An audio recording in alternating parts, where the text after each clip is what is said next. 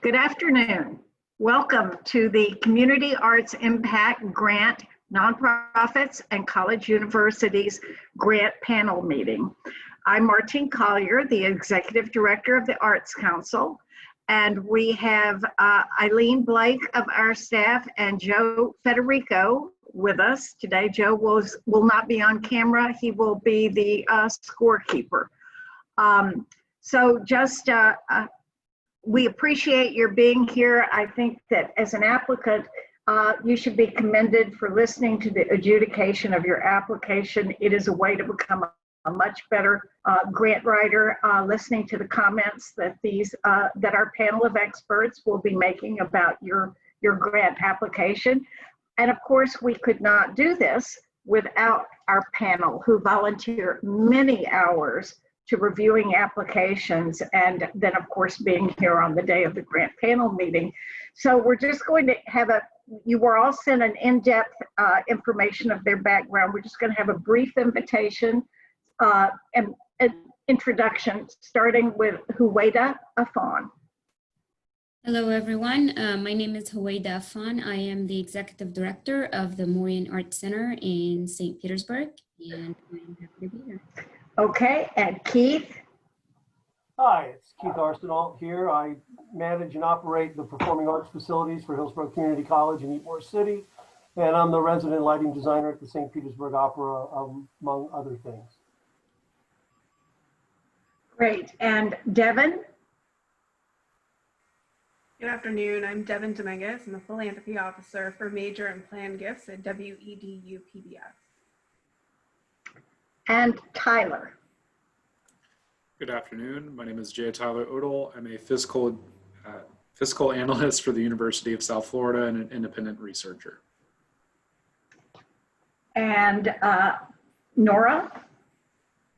Hello, my name is Nora Payne, and I'm president of New Tampa Players, which is a local community theater. Amanda. Hello, I'm Amanda Saradsky. I'm an adjunct dance professor at the University of Tampa and a feature writer for different publications in the area. And Ching Hong. Hi, I'm Ching Hong Wei. I'm an interdisciplinary art, and I have taken leadership positions for international foundation and grassroots groups, and worked with many organizations and communities here in Tampa Bay and across US. Thank you. So I'm going to do a brief overview of the process so everyone understands what's going on today. First of all, this is our first time doing this process virtually, so we need to touch base on some housekeeping details. All panelists will remain muted except when it is their turn to talk. As was the case when this meeting was done in person, members of the audience will not have an opportunity to address the panelists directly. Panelists who have employment or derive any monetary return directly from any applicant organization have been asked to declare a conflict of interest, and they have done that. We will announce these conflicts of interest at the beginning of the discussion of the application in question, and panelists will absent themselves for that discussion by turning off their cameras. So here's just a little bit of overview how the panel procedures will follow today, starting with the Community Arts Impact Nonprofits. All applications are eligible to receive up to 100 points and must receive an average of 70 points or more to be considered for funding. However, a score of 70 points does not guarantee funding. Although each panelist has reviewed and scored every application, a first reader has been assigned randomly to each application. The first reader completes a more thorough review of each application and will begin the discussion. All other panelists then have the opportunity for comments and discussion. Discussion of each application should be no more than approximately 5 minutes in length. Panelists will have the opportunity following the discussion to make changes to their score sheet. Panelists will be called upon to announce their total score, beginning with the first reader at the conclusion of the discussion. At the end of the review of the Community Arts Impact Nonprofits, panelists will have a last opportunity to revisit their scores. The same process will be followed at the end of the community arts impact colleges and universities. Once this process is completed, the scores are final. The panel's recommendations for funding based on the scoring will be taken to the Arts Council's Board of Directors for approval. The amount of any subsequent award will be based on the final score and available funding, and that will not be known until after approval by the Arts Council Board. And very importantly, the funding for this program, and it's a relatively new grant program, only 2 years in running before this, is through the Board of County Commissioners of Hillsborough County, who provide great resources to the Arts Council and to other arts throughout the county to do good work. So we all greatly appreciate our Board of County Commissioners and wouldn't be here without them. So with all of that said, we will go to the first application of review this afternoon. We do have a conflict of interest. There she goes. She's turning her screen off with Georgia Bayhue. So we will see Georgia in a few minutes, but we will start with the first reader for this, which is Qinghong Wei. Hello, so the Firehouse Cultural Center is a quite well-established community center that focuses on arts and culture for the South County region. And the project they are seeking funding for is a special project that's called the Draw In, and it's a 13th annual free drawing event for the community. And I think the strength of this application is that this community center, it does serve a relatively underserved area of the county, in the South County region. And from the demographic perspective, 50%, I believe, of the residents are of low to moderate incomes. And there's also a relatively large percentage of Hispanic and African American households. So the choice of this project is on drawing, and there's a really wonderful array of events like plein air drawing, chalking, and murals, and painting with interesting things like brooms. So I find it to be very accessible. Like drawings, really, you don't need much training in it. So I appreciate the design and how much it is accessible. And I think another strength is that this event has been able to engage many local and regional partners, from the art museum to schools, and I feel the staffing is very adequate. The challenge is, like all the other major events, live events in the COVID era, is what is an alternative, and we can't just assume things will become coming back to normal. And I have not seen much discussion in this respect. How do we engage with a virtual platform and things like that? So I hope that something can be addressed. So overall, I think this is a very nice application. Okay, other comments? It appeared to me that the grant funds are 100% of the budget for this project, which I found basically we're funding the project 100% if we grant this. Other thoughts? Any other comments? Well, then I guess we are ready to score. We will start with Qinghong. 81. And now Huwaida. 97. Keith. 85. Devin. 98. Tyler. 92. Nora. 99. And Amanda. 94. Okay. Joe, could you tell us what the panelists' average is for the Firehouse Cultural Center? Average score 92.29. Okay. Georgia, you can join us.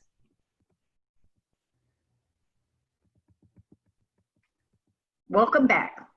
Okay, our next application is the Tampa International Fringe Festival. And our first reader is Hueda. The Tampa International Fringe Festival believes that performance brings people together, and they mentioned that they want to make Tampa's art scene better by giving local and global artists a platform. They want to create artistic opportunities for artists whose work exists in the fringes.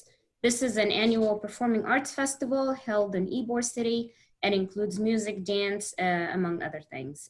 Interestingly, they use a lottery system to select participating artists. This means that the shows are uncurated and uncensored. They also have the Kids Fringe, which is a curated portion of this, and it's a curated event for a younger demographic. They will host 25 to 30 performing arts companies, and they hope it would be held in May of 2021. They note that they have received funds last year for the digital festival, which is taking place this month. So it's in this fiscal year. They list attendance for the current fiscal year at 5,000, and the budget for the large-scale festival is roughly about 49,000, and they're seeking 4,950. I just found it interesting. I appreciate the uncensored nature of it.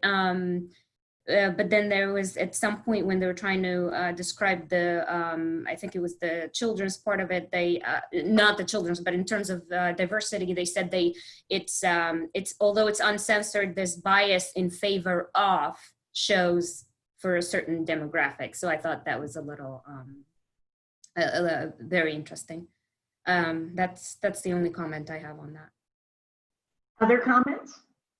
Yes.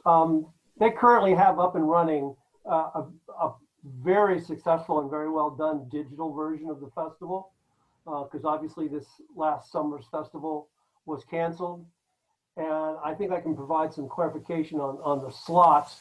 It's still uncurated, but if they have like 2 or 3, they provide spots on the program that are still picked at random, but if they have like 4 shows that are designed for an African-American audience, particularly, they slot them. I'm not explaining that very well, but it's not totally random as far as that's concerned. They make sure that there's a wide diversity. It attracts an amazing audience. I happen to run 2 of the venues that they use, so I'm very, very familiar with the festival, and it's done quite well. I highly recommend you check out their digital version that they're doing right now. Other thoughts? Yeah, I used to serve as vice president of the board for the Orlando International Fringe Festival, and I can tell you that there is a huge challenge in management when it comes to running a festival that is completely unjuried and uncensored. And I think that unique challenge has been hard for a lot of fringe festivals around the globe to deal with. And I think that the Tampa Fringe is really emerging into a beautiful place. And I thought that this application was really well put together. Anyone? Yes.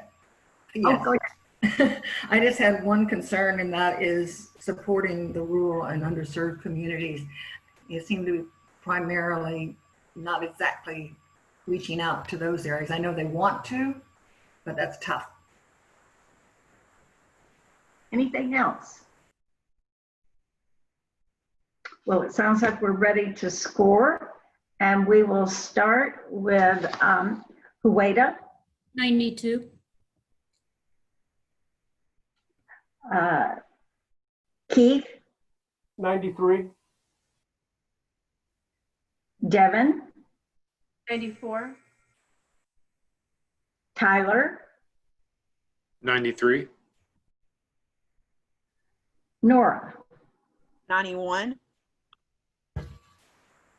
Amanda. 92. Georgia. 96. And Ching Hong. 82. So Joe, can you give us the average of the panelist scores for the Tampa International Fringe Festival? Average score of 91.63. Thank you. Our next applicant is Critter Adoption and Rescue Effort Incorporated. And our first reader is Keith. Yes, they are basically a no-kill shelter in the southern part of Hillsborough County. And they produce a one-day event on the grounds of Firehouse Cultural Center. A lot of the same comments that were made about the cultural diversity of that part of the county in their proposal jive with this, because it's basically serving that same area. Basically, it's a one-day event that that's designed to bring attention to the animals abandoned and animals that are for adoption. And what they're primarily asking for is production support money to pay for musicians and various parts of the production support for that event. Not really clear on some of this as to whether they're going to have animals there for adoption. There's parts of it that are written a little vaguely, to say the least. But it seems like this is not the first year that they have run this, and this is an attempt to expand upon that by adding more live entertainment to draw a larger crowd. Other thoughts? I didn't think that the specific outcomes were outlined clearly in the application. So to echo what Keith said. Other comments? On the financial side, I noticed that they were projecting a large deficit for fiscal year 21, but it wasn't explained. But there was a note that there was a unexpected $1 million gift that came in fiscal year 20, but they also didn't explain how those funds were used and if they were going to cover the deficit moving forward. So I felt not quite clear on the project in total. And then when it came to the financials, I had some extra concerns on management. Yeah, I was going to mention the same thing about that.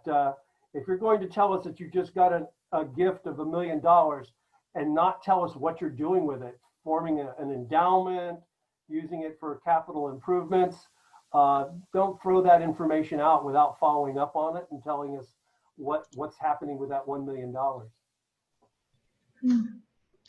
Well, for me, I really love that this organization brings animals and arts together.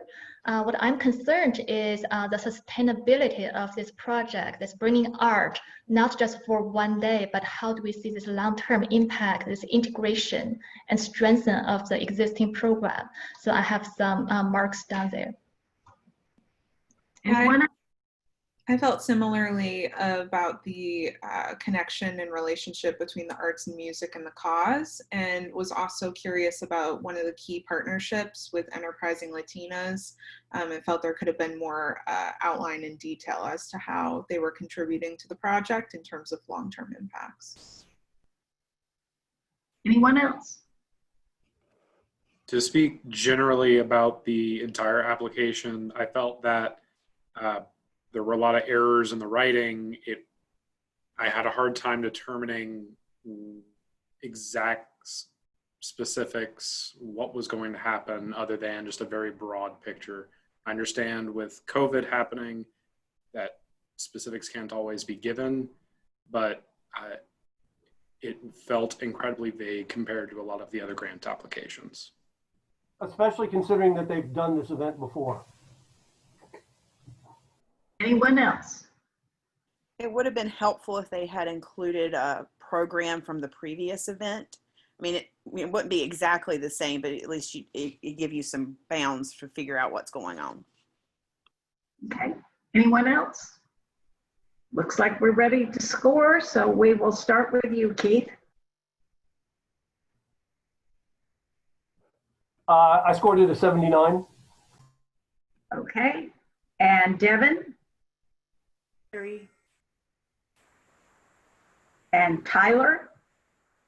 75. Nora, 81, Amanda, 70, Georgia, 90, and excuse me, sorry, Hueda, 85.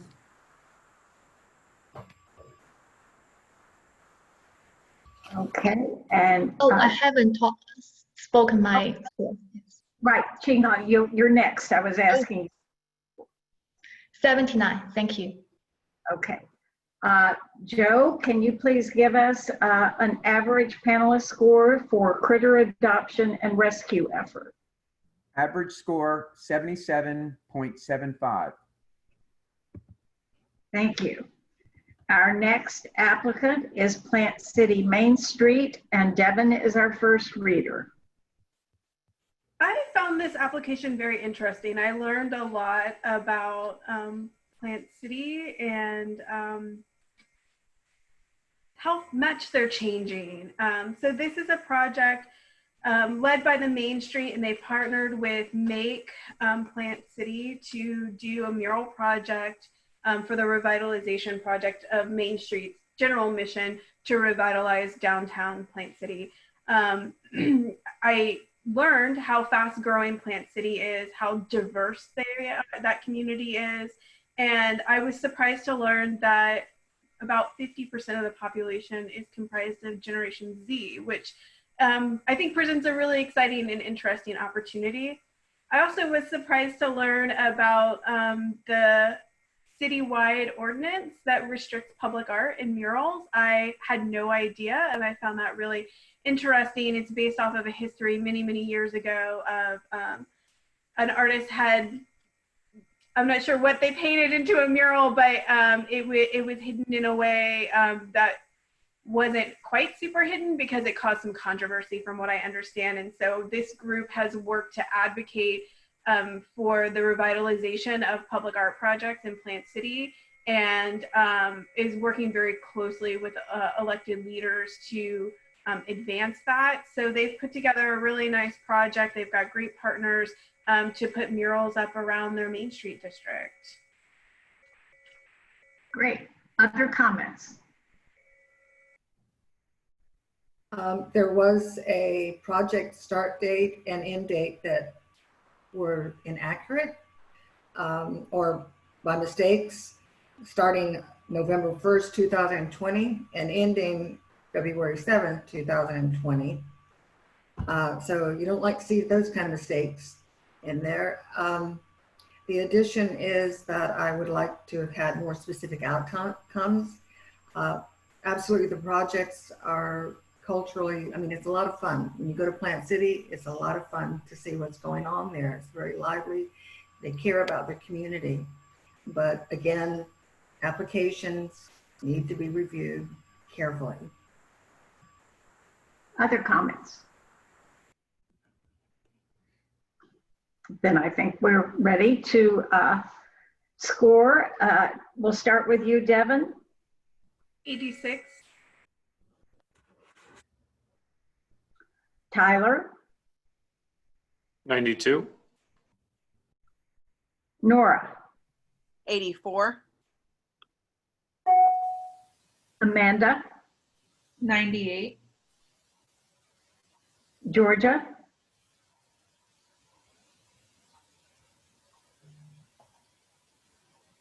89.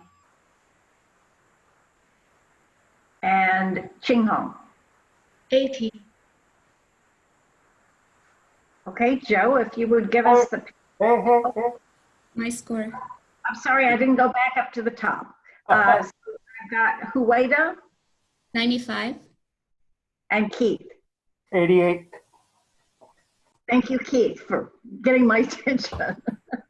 So Joe, can you please give us the average score for Plant City Main Street? Average score 89. Okay, our next applicant is Rudrum Dance Company. And our first reader is Nora. Thank you. The Rudrun Dance Company brings classical Indian dances. They talked about how freeform Bollywood style dancing has risen in popularity, but many do not know about the Indian folk dances. Classical Indian dance is highly structured, like ballet, and it requires years of training to properly master the techniques. The dance company produces folk dances of India. And this project will highlight beautiful and colorful ethnic dances such as arrival of the seasons, a marriage, or the birth of a child. They reach out to the community through local libraries and schools, and the libraries streamed videos in June, July, and August to reach a larger audience. In this application, I really appreciated how much explanation went into the history of Indian classical dance and how it differs from other programs offered in our area. I thought they needed to review the internal demographics and diversity sections a little bit more. They looked like there was some typos that could be easy to make when completing the table. And I would also encourage them to reach out to local arts organizations to help spread what they're doing. Other comments? I just want to add about this Indian classical dance because I studied it as well. So this is really a wonderful art form, not only bring about the dance, but truly the heritage of India and with their philosophy and wisdom. So I think this is a wonderful choice. Yeah, I think the cultural reach with this particular company in the program, I think it was incredibly well laid out and well written. My only concern was the timetable provided, and I had a lot of questions given COVID as to contingency plans, especially surrounding the venue of choice. Any other thoughts? I was just a little curious as to the budget line item of $2,350 for an audio recording. I just can't imagine what that would be needed for this kind of a situation. Is it a recording of music that would be needed for the event? Is it a recording of the event? And in any case, $2,350 to dub some tapes or something? It just seems unreasonable. Other thoughts? I think we're ready to score. We'll start with you, Nora.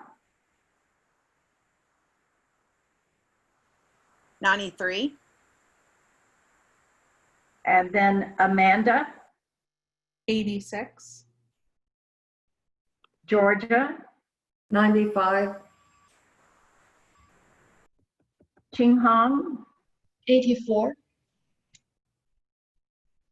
Ueda. 93.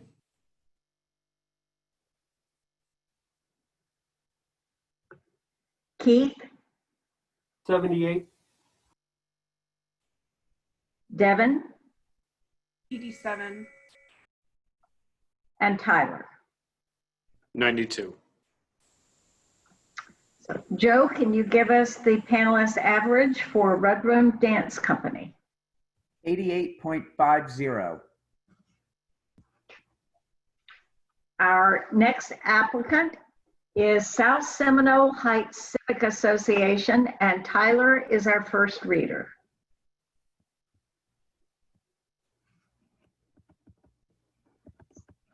So you need to unmute yourself, Tyler.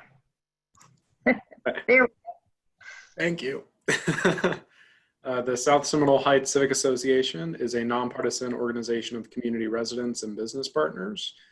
This particular project, they're partnering with Keep Tampa Bay Beautiful and the City of Tampa to repurpose stormwater drains with artwork commissioned by local artists. The purpose then being drawing awareness to something that is typically mundane and enchanting it with the magic of art.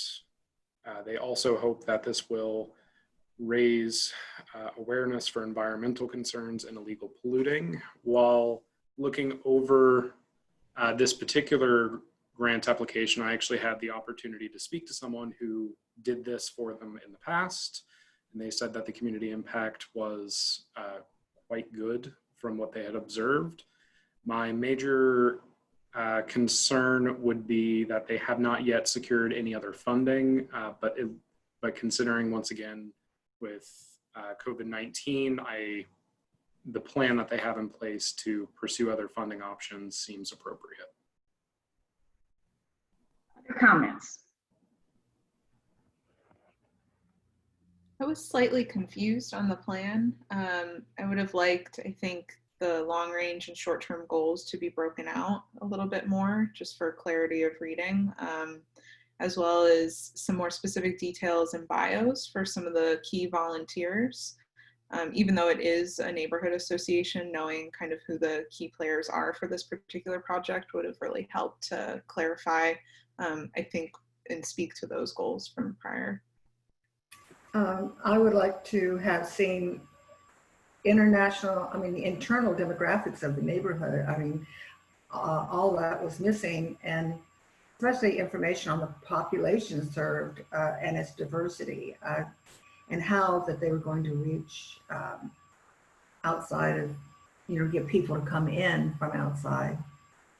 And I would have liked to have had more information on the people participating, the actual voices, what, their experiences. Any other thoughts?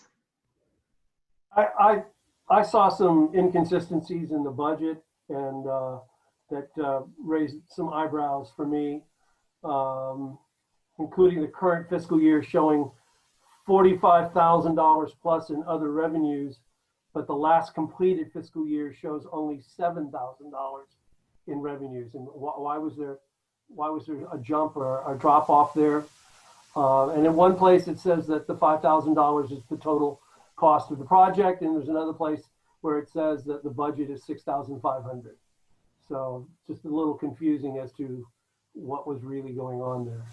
I had some concerns about that too, and I'm glad you pointed it out, Keith. Other thoughts? I think we're ready to score. So Tyler, let's start with you. 87. And Nora? 74. Amanda? 76. Georgia? 77. Kikong? 79. Hueda? 95. Keith? 77. And Devin? 86. Okay, Joe, can you please give us the panelists' average for South Seminole Heights Civic Association? Average score, 81.38. Our next applicant is the Tampa Bay Pride Band, and Amanda is our first reader. So Tampa Bay Pride Band, this is going to be, they're applying for funds for their 4th annual Pride Music and Art Festival called Affirmation. They are both marching band and color guard with a symphonic winds and chamber group. And they welcome all LGBTQA+ musicians and allies. They're comprised of 60+ musicians who range in terms of their careers, educators, veterans, transgender, youth, and persons with disabilities. They are now the event that kicks off Pride Month, and have created what I found to be a very strong component of their application: commitment to diversity, tolerance, and understanding, including in their programming. They have highlights of many lesser known composers and different styles for a more diverse appeal. Something that I think could have been improved on a little bit in the application was more bio information, detailed information on personnel, as well as a more detailed timeline, given COVID considerations. And of course, there was a lack of supporting documentation, I felt, that could have really helped to enhance and paint a clearer picture of the project itself. Other comments?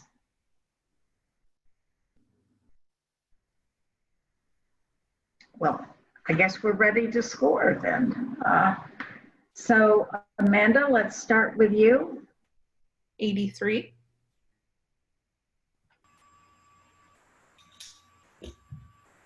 And Georgia? 96. King Hong? 80. Hueda? 90. Keith? 82. Devin? 71. Tyler? 84. And Nora? 90.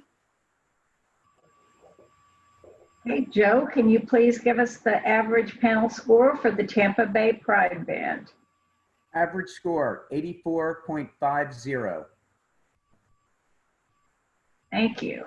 Our next applicant is Tampa Realistic Artists, and Georgia Vahue is the first reader. Okay, Tampa Realistic Artists, they're located in Hyde Park in Tampa. They're asking funding for the Doodad show for the 9th annual children's art competition. It's been going on since 2011, and it focuses on the environment and repurposing our throwaways, our garbage. And this particular children's art competition is scheduled for August next. It says they're going to start the project August of this year, and then it will be actually displayed in May. They display it at the Tampa International Airport, and unfortunately, due to COVID, the installation was in fact installed, but all the programs that were geared around the location and bringing people into the airport to see the exhibition were canceled. Everything was done online, so they pretty much were able to deal with the COVID issue. This year's or the next year's one, they will be focusing on the environment, on bees and trees. Last year's competition was about, oh, the places we go. What I love about this project is that it focuses on education and the environment, how to repurpose our throwaways. And it is open not only to all K through 12, it is open to homeschool, not just public school. And they have a very strong administrative control, even though they're all volunteers. So thank you. Other comments?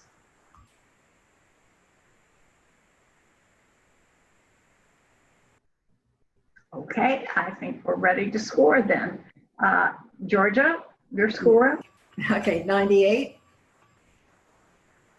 King Hong? 80. Hueda? 95. Keith? 88. Devin? 80. Tyler? 96.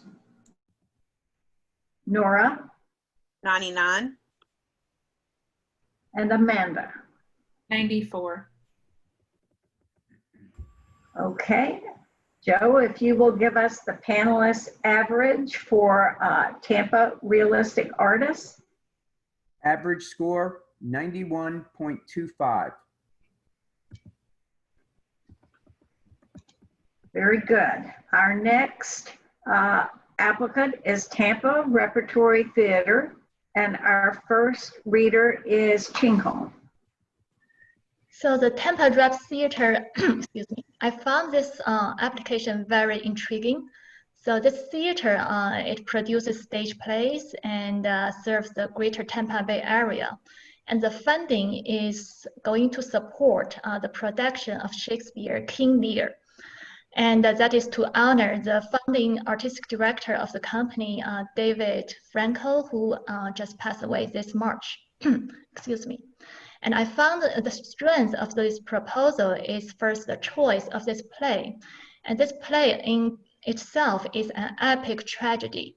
And I think looking at all the applications we have received, most are about celebration. And I know that in the post, well, maybe it was, I hope we're post-COVID next year, that there are so much grief in the collective energy, and having this play is going to really shine the light on the grief and hold the community in that space, that sacred space. And I also appreciate that the lead character is a senior, older member. And I think given the COVID, the senior community members are being disempowered in a certain way. And I appreciate this play that brings that senior members into the focus. So I appreciate that. Another major strength this Tampa rep has is this commitment, a strong commitment to the Black, Indigenous, and people of color. And they are actually, I look at their attendance from last year, 2019, it was still a majority white, but this year I do see from their application a very strong standing in amplifying the more marginalized voice. So I really commend their effort. And I also see that they are beginning to have Zoom production of the play. So they are actively working to address those concerns. So from all these layers, I think they are doing an amazing work. And the challenge of this proposal, I think are two for me. One is how do you provide a theater experience that's still have that amazing power of theater if you are live streaming it. And then the second challenge is again with the total attendance. Last year was super majority white, and this year are there any new strategies that's being considered to reach out to more sectors of the community? So that's what I have. Other comments? Yes. I have to say that right now, as we speak, they have a very interesting project that speaks to a lot of the issues that we deal with here in the proposal. They have a live streaming version of an award-winning play by a Tampa Bay area playwright that they've already presented once on stage, but this time the online version is with an all African-American cast. It's a very, very interesting set of circumstances that they put themselves into in addressing a lot of issues at the same time. They've always done multiracial casting in any case, but to take a step like this is something a little above and beyond. It's a pretty interesting project that they have right now that, like I said, speaks to a lot of these issues. Any other thoughts? If not, we're ready to score. So Ching Hong, your score? 83. And Hueda? 95. And Keith? 94. Devin? 90. Tyler? 87. Nora? 92. Amanda? 84. And Georgia? 96. Okay, Joe, will you please give us the panelist average for Tampa Repertory Theater? Average score, 90.13. Thank you. So the next applicant is Think Tank Theater, and our first reader is Hueda. Think Tank Theater was founded in 2018, and its mission is to produce inspirational, captivating, and forward-thinking professional theater for families and young audiences. They're looking to create a theater for young audiences playwrights festival, where playwrights would submit works from which 3 are chosen to be semi-produced for the general public as part of the festival. And then one of the 3 will be chosen as the fully produced piece for the 2021-2022 season. One of the things I thought they're doing very well was that they said that this year they introduced Think Tank education program, and that it's successful. So I commend them for that. This offers private voice, acting, and music lessons for children. And I thought that that was a great way. And it also enabled them to be able to do some portions of that online as well with what's going on now. Other thoughts? In terms of the language inside of the narrative, I would have liked some paring back, I think, of information in this case. There was a lot, and I think adding a little bit more clarity, maybe bulleting out ideas or bulleting out the plan, that just would have helped, I think, overall with the flow of reading it. But I did think this was a really great initiative and also a great way to involve younger playwrights. Anyone else? Okay, then we're ready to score, and we will lead off with Huwaida. 92. Keith, 85. Devin, E3. Tyler, 93. Nora, 83. Amanda, 83. Georgia, 90. Qinghong. 80. Okay, Joe, can you give us the average panelist scores for Think Tank Theater? Average score 86.13. Our next applicant is United Food Bank and Services of Plant City, and our first reader is Keith.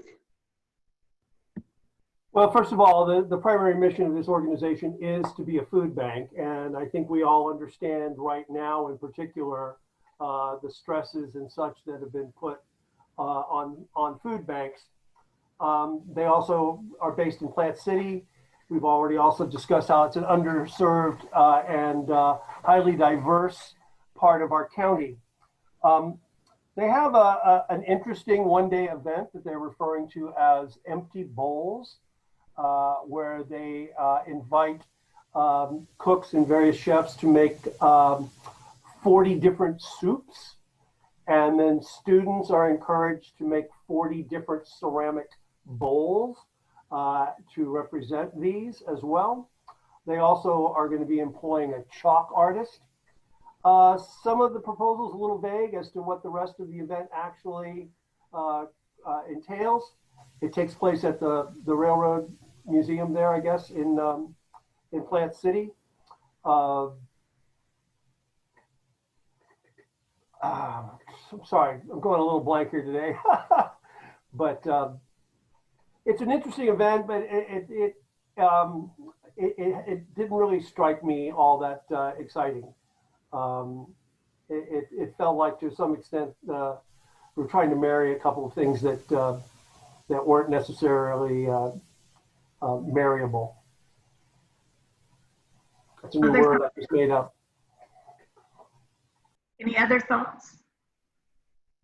Yeah, I was having trouble wrapping my arms around the artistic component of this project. I think it's definitely a worthy project, but it wasn't until I saw the images and the support materials that I went, okay, I think I understand what this is.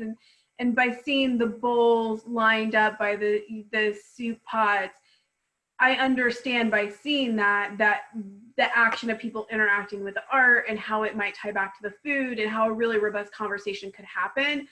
But that was the only time that really clicked with me, was by seeing the photos. So, you know, I think they do great work, and I scored, you know, adequately to get funding. But I think when an organization that's not an arts organization puts forward an application to fund an arts project, that it's really important to seek out somebody connected to the project that understands the artistic element, that can speak to it in a way, so that when you present it to a panel of people that are scoring the artistic integrity of it, it resonates with those panelists.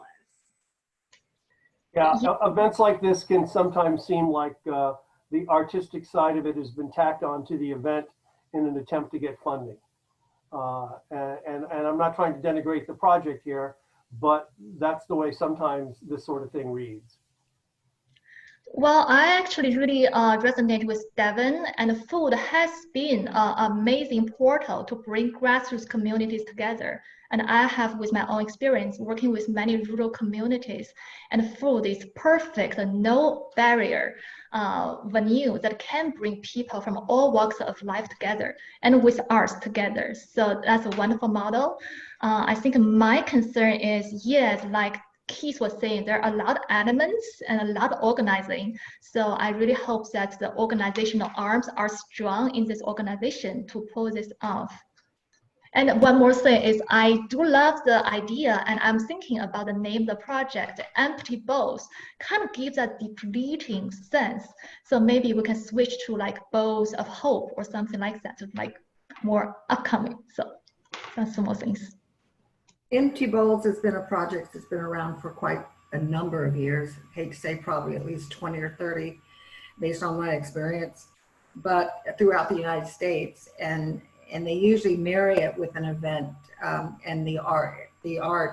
But I was a little bit concerned, how are they going to actually reach out to the participants so it grows beyond what they've done in the past? In addition, how are they going to, they didn't quite demonstrate what is the timetable. And I like your other comments too, which are very positive.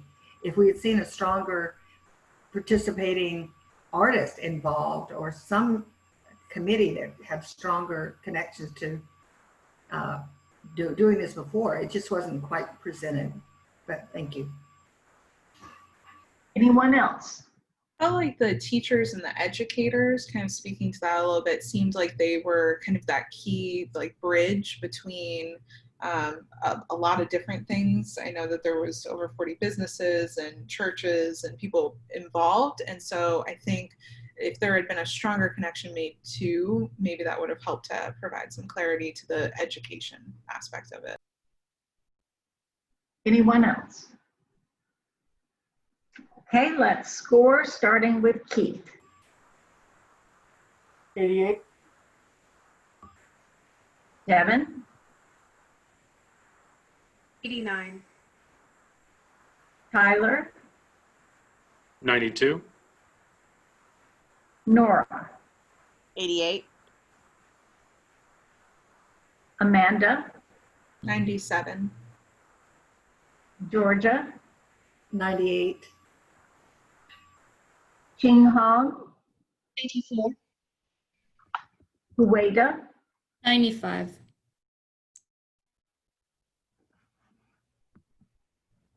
And our next applicant is Winthrop Arts, and Devin is the first reader.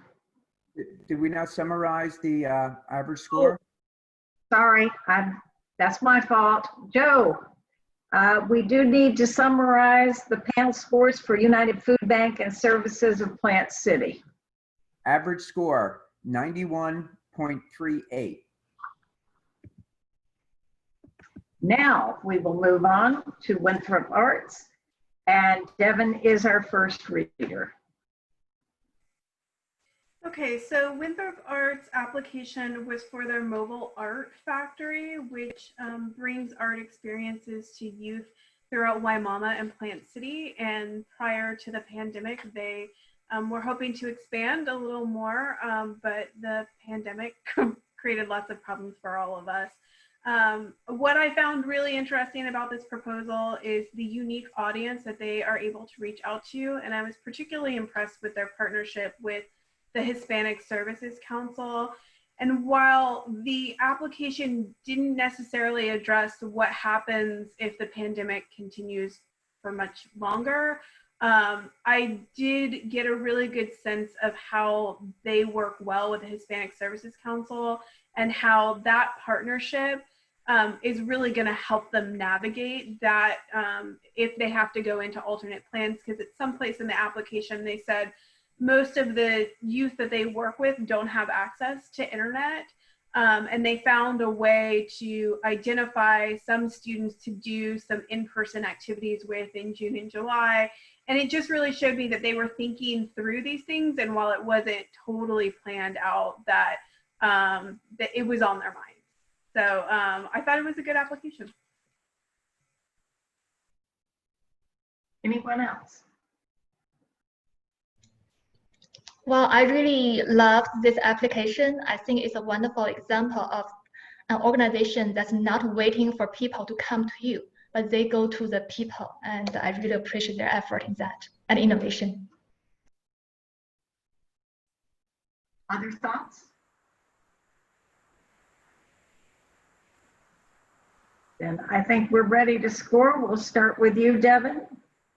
91. Tyler, 87. Nora, 98. Amanda, 97.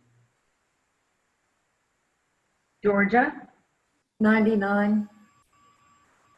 Ching Hong, 90. Hueda, 98. and Keith. 90. Okay, Joe, if you will give us a panelist average for Winthrop Arts. Average score 93.75. So this is the last applicant for the Community Arts Impact Nonprofit Group. I will ask Joe to go through, starting with Firehouse Cultural Center, and give us the average score that we came up with for each of these applications, and give everyone an opportunity to change any of their scores if they would like to do so. So if you'll please do that, Joe. Okay, Firehouse Cultural Center, 92.29. Tampa International Fringe Festival, 91.63. Critter Adoption and Rescue Effort, 77.75. Plant City Main Street, 89.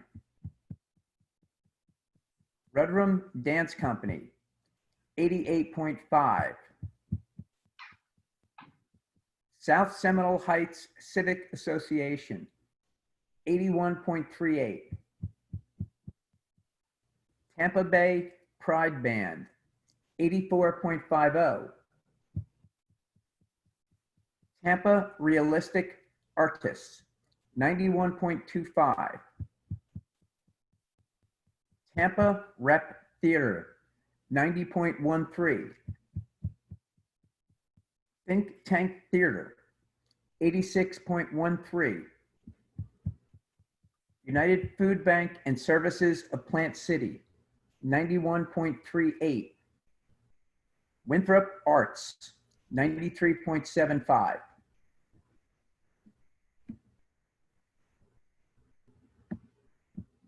So does anyone want to make a score change for any of these applications? This is your last chance. Okay, the scores stand. Now I have a question for the panel. We've been at this exactly 1 hour. We have the colleges and universities as 2 more applications. Do you want to take a break, or you want to power through and do 2 more applications and be finished? I'd love a quick break. Okay, that's fine. That's why I'm asking the question. So it is 1:58. Let's come back at 2:05.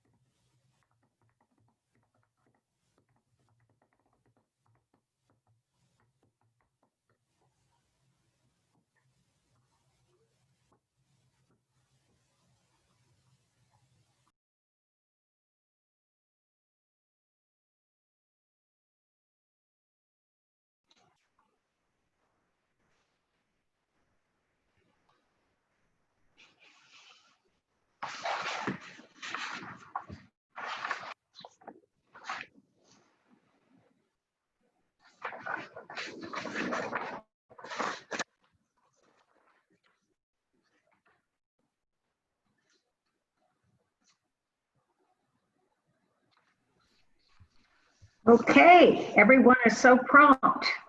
It looks like we're all back together. So let's move on and start the review of community arts impact, colleges and universities. And the first applicant is U.S. Contemporary Art Museum, and we do have a conflict of interest with this one, which is Tyler. So Tyler is going to absent himself and turn off his camera while we review this one. Thank you, Tyler. And the first reader for this is Ching Hong Wei. Okay, so this is the application from the Henry Platt Museum, and they are proposing the funding to fund a really long existing program that's called Live at the Tampa Bay Hotel, and that's a series of plays. I think we're actually on the USF Contemporary Art Museum, correct? Oh, Yes. I'm sorry. I think I got the somehow, yeah. Well, I apologize that somehow I thought I was the first reader for the other one. So yeah, I really apologize.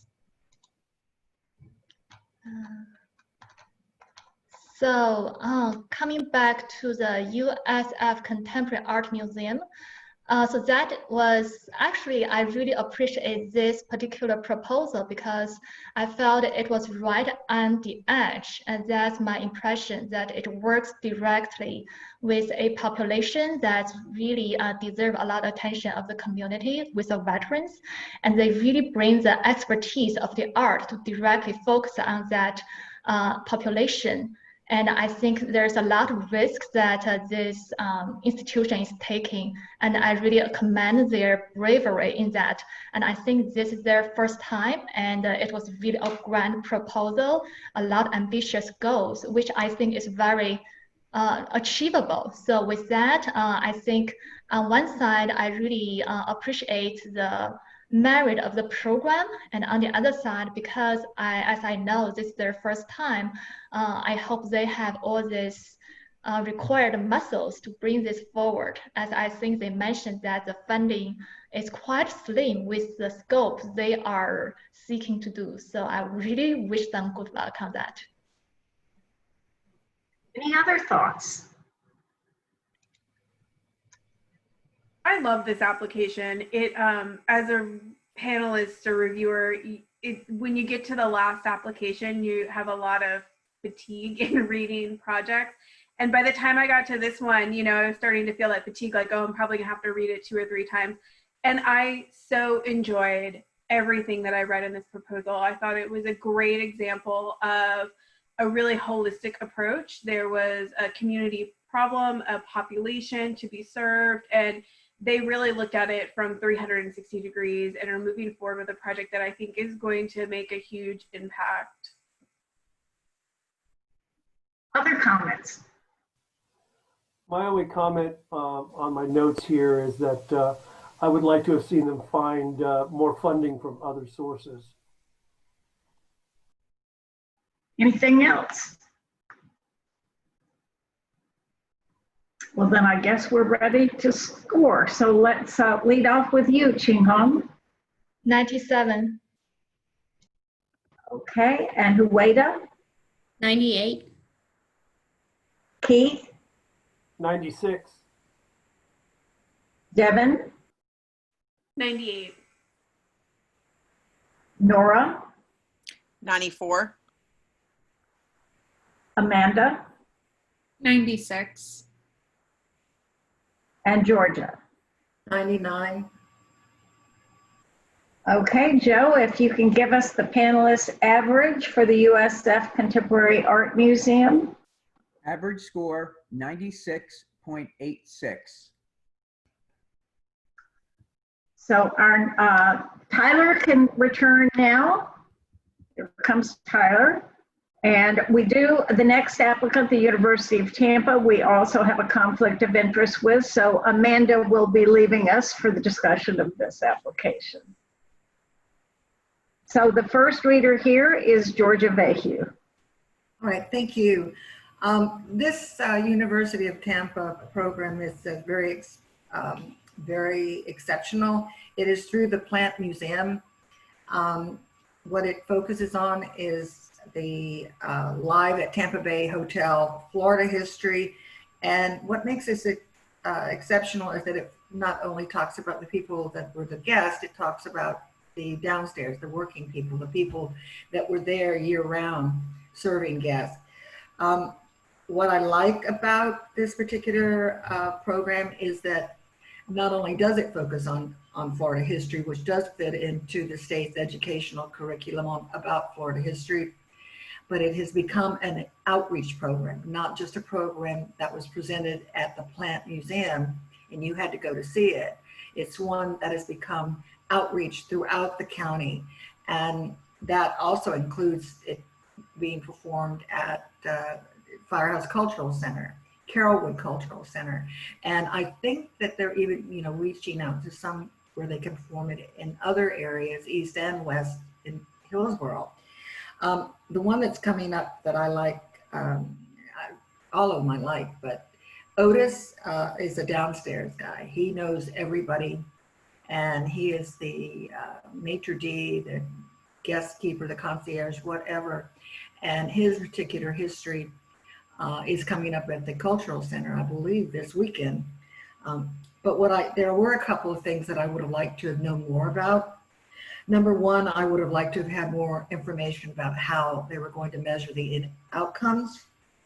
Number two, I would like to have more information how these experiences will result in attracting more audiences, more diverse audiences, reaching out to other areas of the community.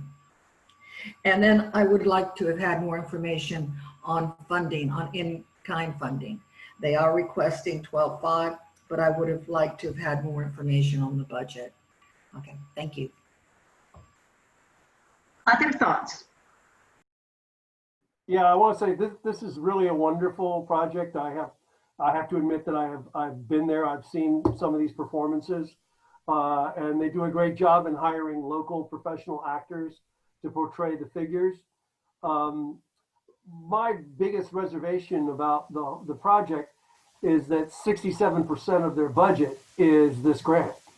And that seems like a proportionally too high of a number, that there should be other sources of funding. We shouldn't be funding 67% of this event from this proposal.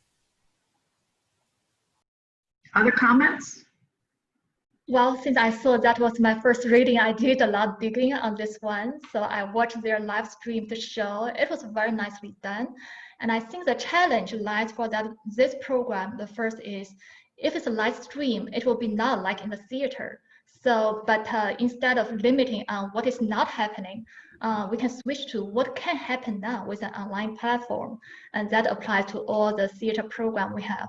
And another major thing that I feel for this particular program is I'm really amazed by the network it has already built with the local, the regional connect, the community. They go to veteran hospitals, they go to Title I schools, things like that. That's amazing. And I think for this long-standing program, I feel it's a time to go to the next level.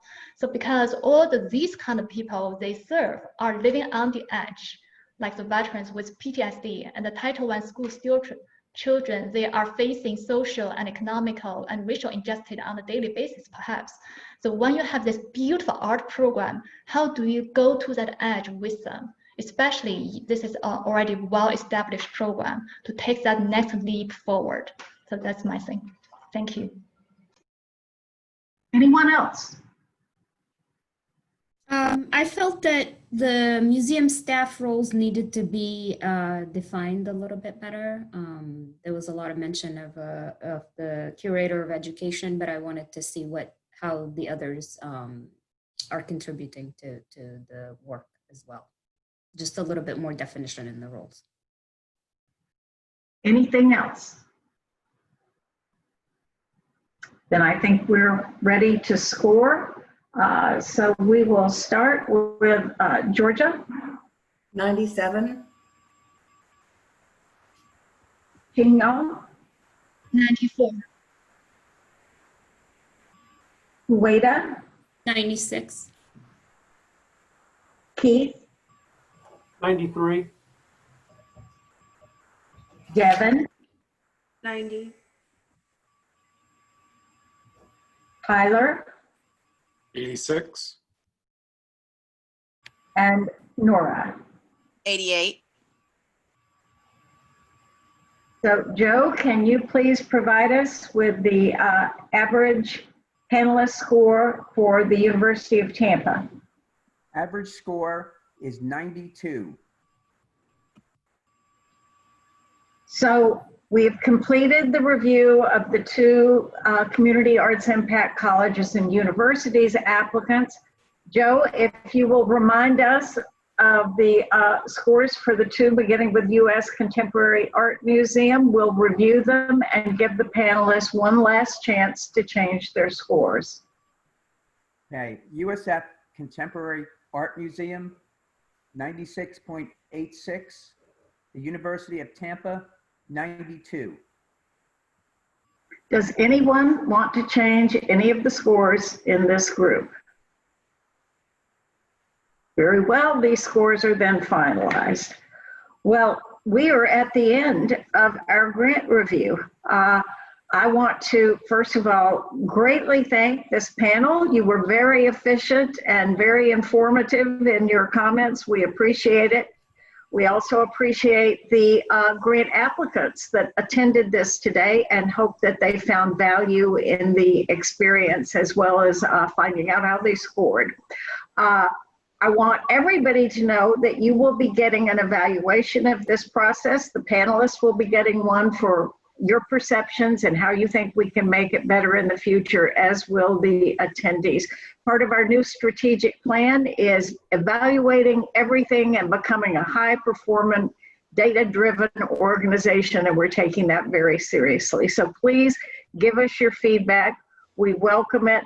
We can't thank our panelists enough. This is a lot of work, folks, if you've never done it before, believe me. Thank you all. I think it went well, and we really appreciate you and your efforts on our behalf.